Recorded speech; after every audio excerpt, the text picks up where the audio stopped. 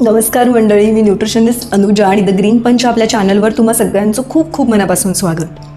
काम करता करता पाणी पित राहणं खूप आवश्यक आहे. काल माझ्याकडे एक 30-35ची IT प्रोफेशनल मुलगी म्हणजे स्त्री मोठी बाई आली होती.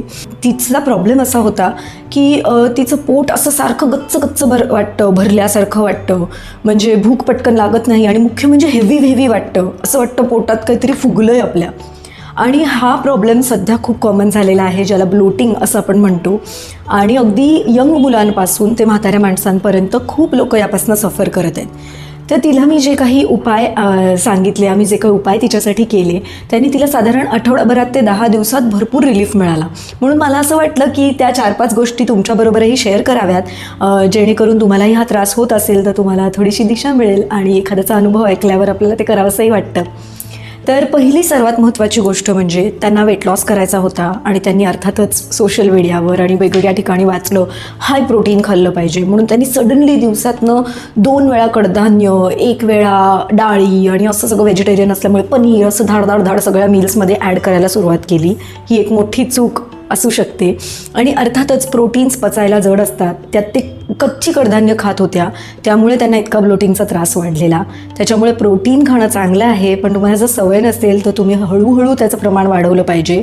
आणि नक्की आपल्यासाठी किती प्रोटीन खाल्लं पाहिजे यासाठी तज्ज्ञाचा सल्लाही घेतला पाहिजे.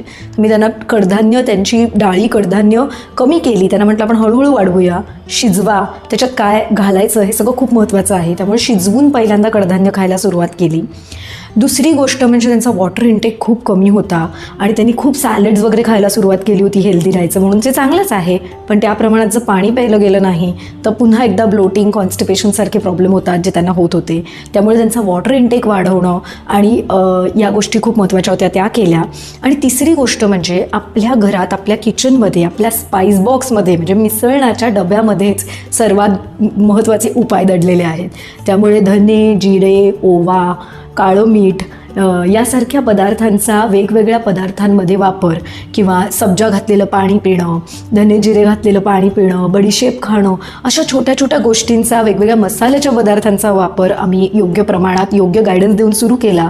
आणि लिटरली पहिल्या 2-3 दिवसातच त्यांना बरंचसं रिलीफ मिळाला होता. त्यामुळे ह्या इतके सोपे गोष्टी आहेत, इतके सोपे बदल आहेत, परंतु आपलं कुठे चुकतं आहे हे कळणं आणि त्यावर ट्रीट करणं ही खूप महत्त्वाची गोष्ट आहे. त्यामुळे नवीन गोष्ट करण्याआधी तज्ज्ञाचा सल्ला जरूर घ्या आणि हेल्दी राहा. धन्यवाद.